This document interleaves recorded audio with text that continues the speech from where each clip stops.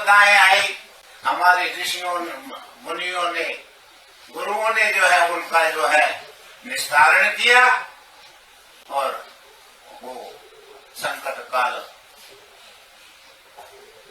चला गया। जो भी वस्तु संसार में आती है वो सदा स्थिर नहीं रहती।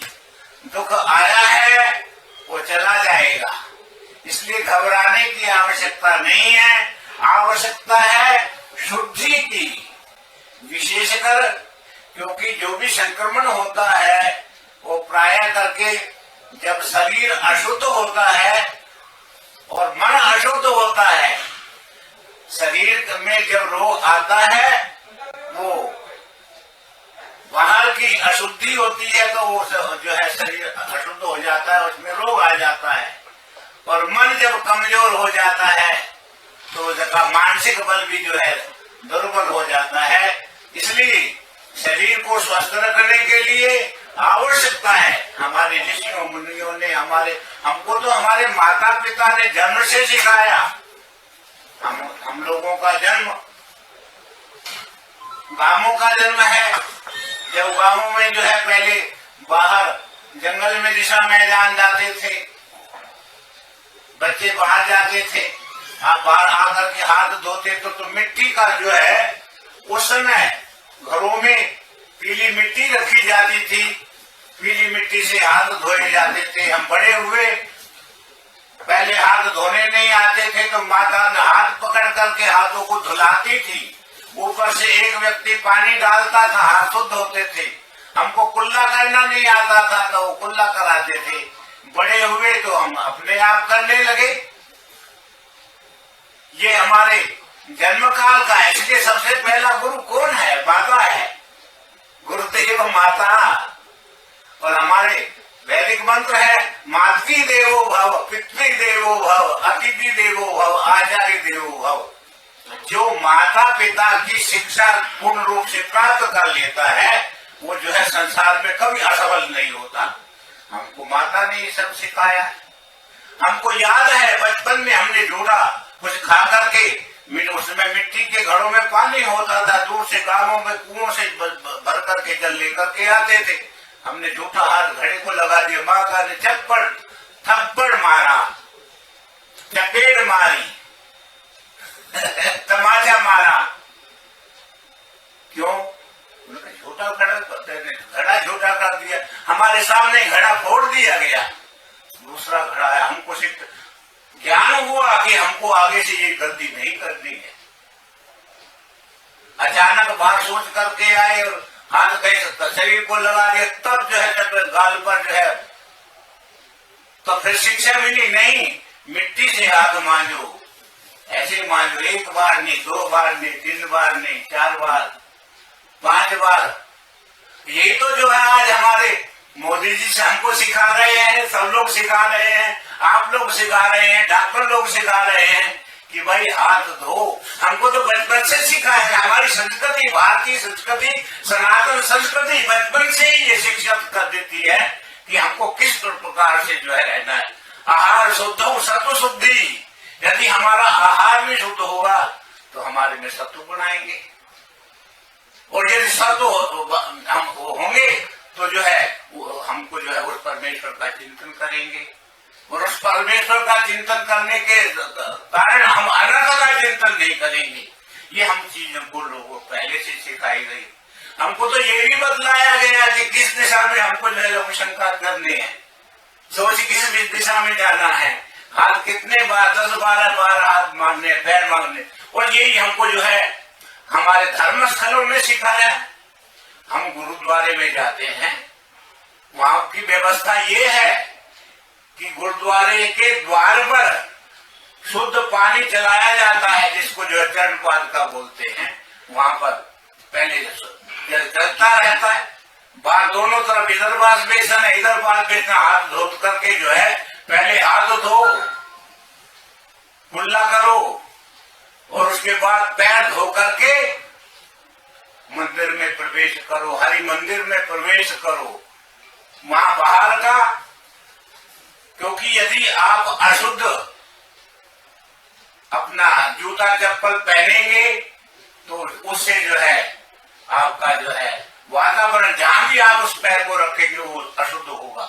उसके लिए हमारे पूर्वजों ने फिर पहले जल में पैर धो करके जाओ और दंडोत करो, उससे जो है हमारा प्राणायाम हो जाता है, सूर्य नमस्कार हो जाता है, हमारी एक्सरसाइज हो जाती है। इसलिए हमारे गुरुओं ने, हमारे माता पिता ने हमको ये शिक्षाएं दी हैं। यदि हम उसका पालन करेंगे तो कोई भी संकट हमारे पास नहीं आ सकता, कोई भी बीमारी हमारे पास नहीं आएगी। बचपन में ही हमारे घरों में जो है हरेक घर के हरेक गांव में कितने ही नीम के वृक्ष होते थे, बच्चों को सिखाते थे कि दातन करो, नीम की दातन करो। उस समय ये पेस्ट वगैरह तो जानता ही नहीं था, हम लोगों ने भी नहीं जाना था। ये तो जब हम शहरों में आए तब हमको ये पता चला कि और कितना साधारण प्रयोग है, जहां पर गांव में कुछ भी नहीं, वनवासी आदिवासी क्षेत्रों में भी जो है केवल नमक से ही जो है मंजन करके जो है मुख शुद्धि हो जाती है। कितने हमको जो हम प्रकृति से दूर हो गए हैं, तो इसलिए हम जो है ये आपदाएं हम पर आ रही हैं। हम उन्हीं प्राकृतिक नियमों को अपनावे तो जो है हमारे पास कोई भी जो है संक्रमण नहीं रह सकता। और यदि कोई संक्रमित हो भी गया है तो जो आज हमको हमारे डॉक्टर लोग, हमारे वैद्य लोग, हमारे बड़े लोग जो है हमको बतला रहे हैं, हमारी सरकारें हमको वो कह रही हैं, उनका हम विधि पूर्वक यदि पालन करेंगे तो जो है हम संक्रमण से दूर बच जाएंगे।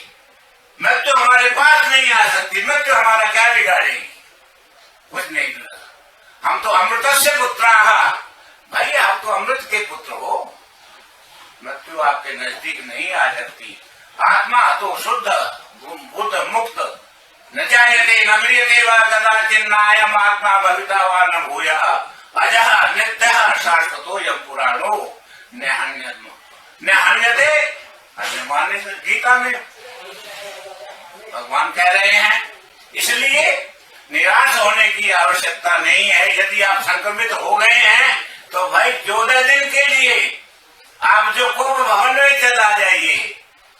कोप भवन का मतलब ये है कि आप एक कमरे में चले जाइए। मुझे याद है कि हमारे सेवक मुंबई में जो है, हमारे गुरु जी के सेवक, हमारे बड़ों के सेवक, उनका फोन आया कि महाराज आपके पुत्र बधू संक्रमित हो गई है। मैंने कहा फिर क्या कर रहे हैं?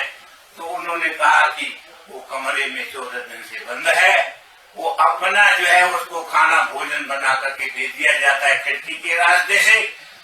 वो अपने वस्त्रों को आप धोती है, भोजन करके उनको धो करके खिड़की पर रख देती है, हम लोग दोबारा उनको मानते हैं। इस प्रकार से यदि कोई संक्रमित हो जाता है तो उससे आध्यात्म परमात्मा का चिंतन करे, गीता का पाठ करे, गुरबाणी का पाठ करे, अपना जो है अपने शरीर को स्वस्थ रखे, मन को स्वस्थ रखे। मन जीते जग जीत। यदि आपका मन जो है स्वस्थ है तो आप जो स्वयं स्वस्थ रहेंगे, आप पर कोई भी प्रभाव नहीं हुआ। और मुझे पता चला कि वो बच्ची बाहर है, सब कार्य कर रही है, ऐसे नियमों का पालन करते। एक हमारे और शिष्य हैं, पता चला उनको बुखार आ गया और वो संक्रमित हो गए हैं। उन्होंने कहा महाराज मैं क्या करूं? अपने को कुछ करने की जरूरत नहीं, अपना जो है अपना आप योगाभ्यास करिए, प्राणायाम करिए। तो उन्होंने जो है अभ्यास किया, उनकी ऑक्सीजन रेट भी घट था। तो वो सब जो है, क्योंकि यदि आप जो है प्राणायाम करेंगे, योगाभ्यास करेंगे, अनुलोम विलोम करेंगे और अपने नजदीकी वैद्य के संपर्क में, डॉक्टर के संपर्क में आकर के उनसे जो है अल्प औषधि लेंगे तो आप जो है कोई भी संक्रमित, आप जो है कोई भी डरने की आवश्यकता नहीं, आप अवश्य स्वस्थ हो जाएंगे। ऐसा ही हुआ।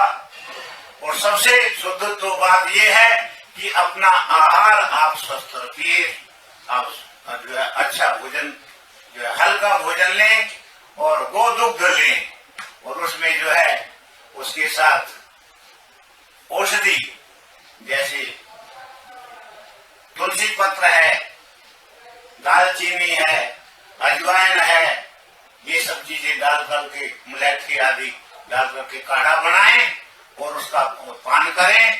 आप निश्चित रूप से स्वस्थ हो जाएंगे। और स्वस्थ तो आप ही हैं, क्योंकि और वैसे यदि आध्यात्मिक दृष्टि से देखा जाए, भाई ये शरीर तो मिला है, ये शरीर किसी का भी संसार में रहा नहीं है, ये अवश्य एक दिन जरूर जाएगा। जातस ही ध्रुवो मृत्युर ध्रुव में जन्म मृत है, जो उपजो सो विनस है पर्यो आज के काल, नानक हर गुण गायल छाड़ जगत जंजाल।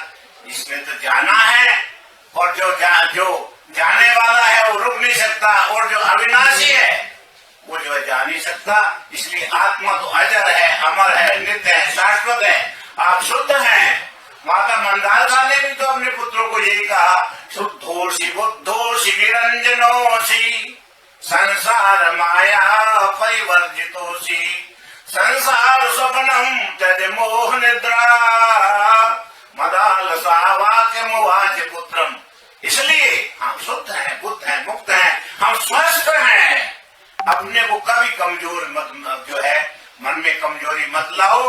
और ये क्या कहते हैं आपके सैनिटाइजर को जिनसे हाथ धोते हैं, हाँ, ये भाई बार बार हाथ धो, पैरों को धो, और नियमित रूप से दिन में 2 यदि आप बाहर जाते हैं तो गर्म पानी से आकर के स्नान करो। हमारे महात्माओं ने, हमारे गुरुओं ने बचपन से ही हमको यही समझाया है कि प्रतिदिन वस्त्र बदलने हैं। बाहर यदि जाना है, बाहर से आकर के सभी वस्त्रों को बदलना है, गर्म पानी से स्नान करना है।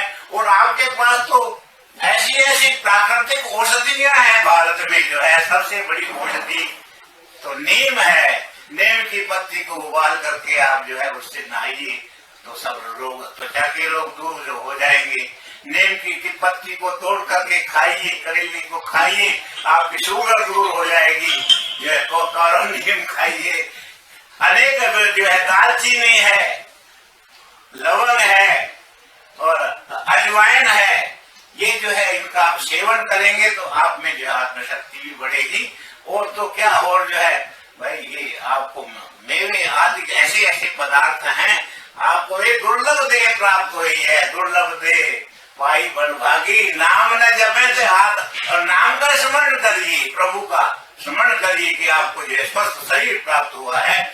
और इस स्वस्थ शरीर के द्वारा हम उस परमात्मा को प्राप्त कर सकते हैं, क्योंकि जो है शरीर माध्यम खल धर्म साधन। धर्म, यदि आपका शरीर स्वस्थ है, मन स्वस्थ है, तो आप धर्म, अर्थ, काम, मोक्ष ये सब की प्राप्ति कर सकते हैं। घबराने की आवश्यकता नहीं है, भाई मन को कमजोर करने की आवश्यकता नहीं है। उठो, जागो और अपने स्वरूप को पहचानो। उत्तिष्ठ जागृत प्राप्य वरानुबोधत,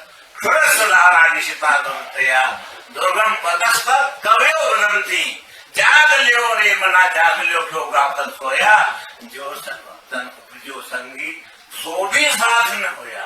ये जो है ये शरीर साथ जाने वाला नहीं है। आप इतने मन को क्यों कमजोर करते हैं? आप उठो, जागो, उत्तिष्ठ जागृत प्राप्त। अब उस अमृत के पुत्र आप कभी जो है मर नहीं सकते। आप तो अजर हैं, अमर हैं, शाश्वत हैं। इसलिए उस परम पिता परमात्मा को पहचानो जो आपके अंदर है, वो सब में है। अव्वल अल्लाह नूर उपाया कुदरत के सब बंदे, एक नूर ते सब जग उपजा, कौन भले को मंदे।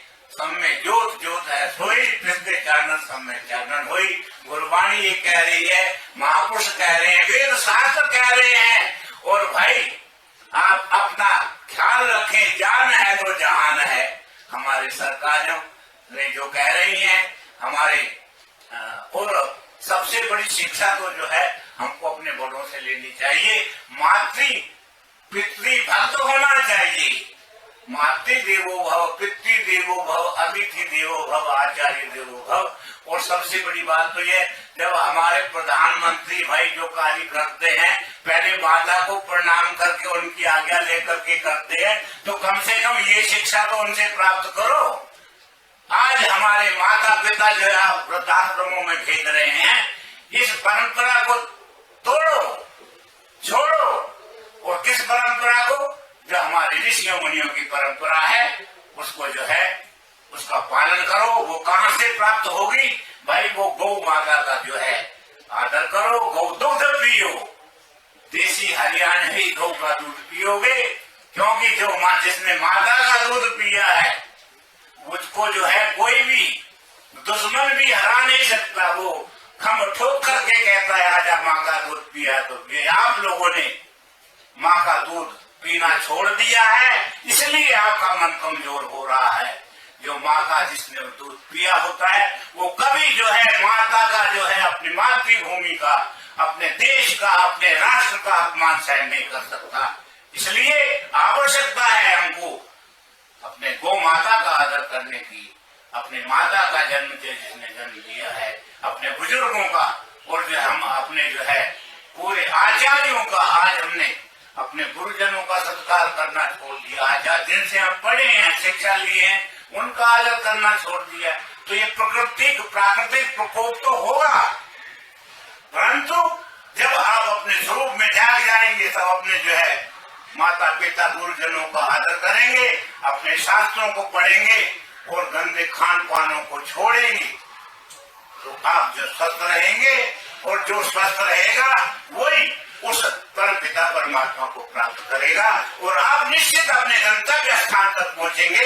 ये जो है हम आपको विश्वास के साथ कह सकते हैं कि आपको कोई कुछ नहीं कर सकता।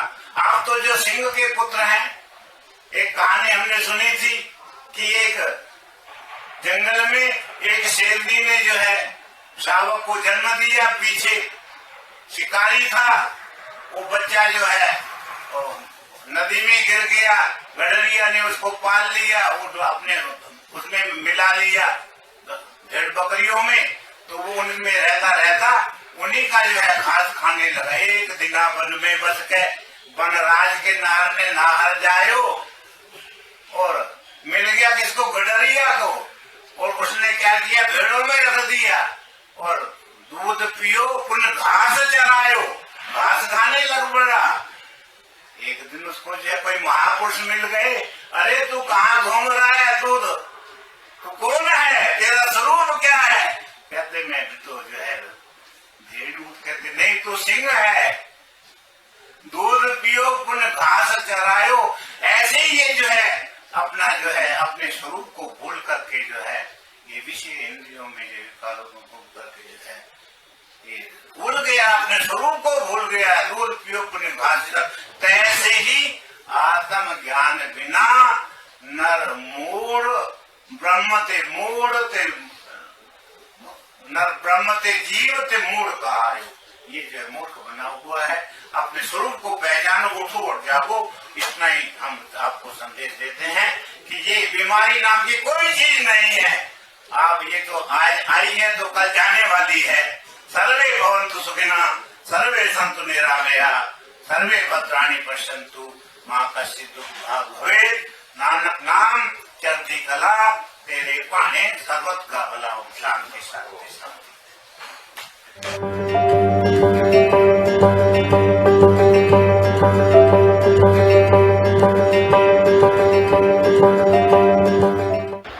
कोविड रिस्पांस टीम दिल्ली की तरफ से आप सभी का स्वागत है। हम जीतेंगे पॉजिटिविटी अनलिमिटेड की व्याख्यान श्रृंखला के क्रम में आज हम सभी को परम शक्ति पीठ एवं वात्सल्य ग्राम की संस्थापक पूज्य दीदी माँ साध्वी ऋतंभरा जी का मार्गदर्शन मिलने वाला है।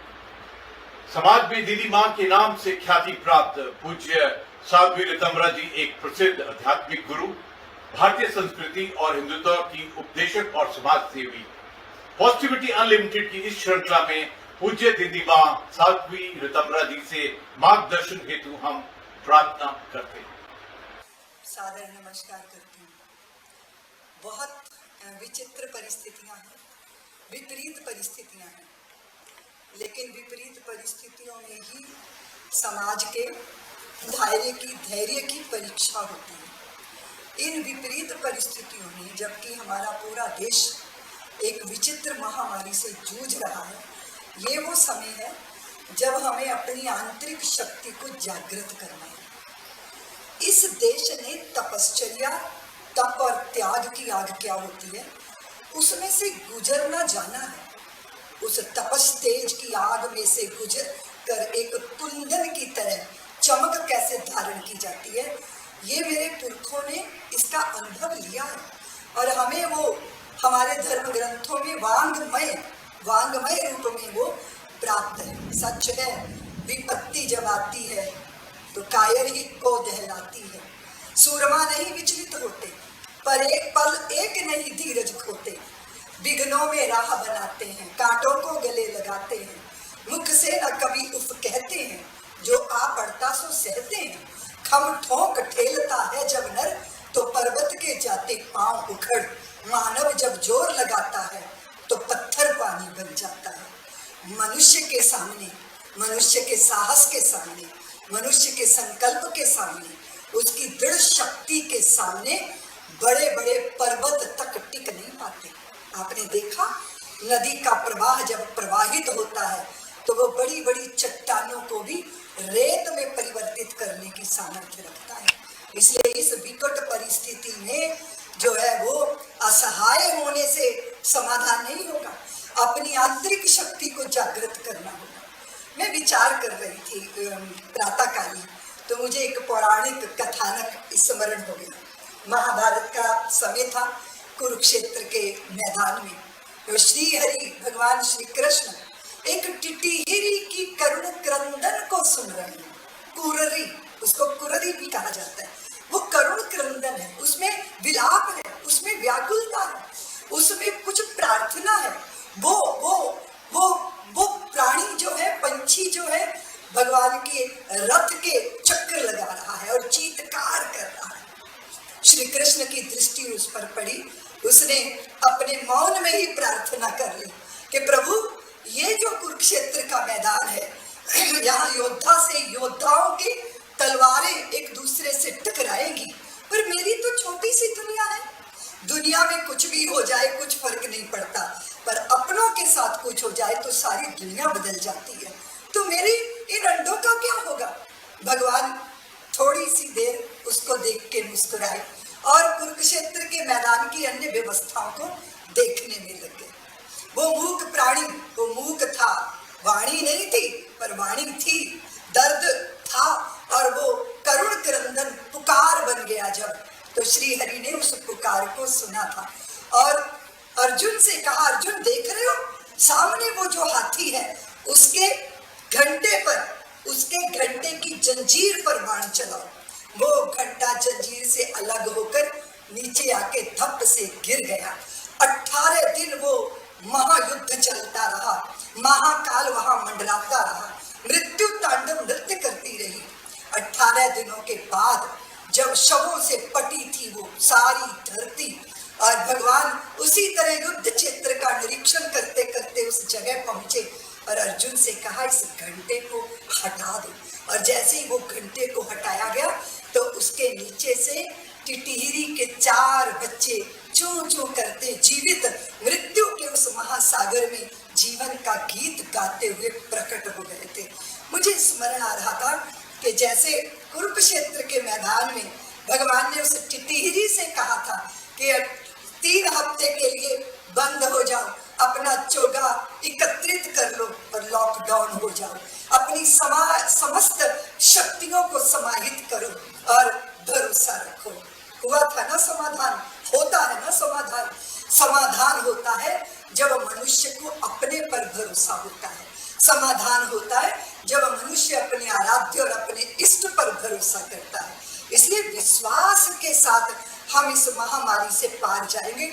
मैं समस्त भारतवासियों को निवेदन करना चाहती हूँ कि दोषारोपण से क्या होगा, किसने क्या किया, किसने क्या नहीं किया। राज्य अपनी व्यवस्थाओं में लगा है, सन्नद्ध है वो व्यवस्था करने में, लेकिन राज्य ही काम करेगा क्या? राष्ट्र भी तो काम करेगा। और राष्ट्र क्या है? अगर राज्य शासन प्रशासन है तो राष्ट्र है इस देश का निवासी।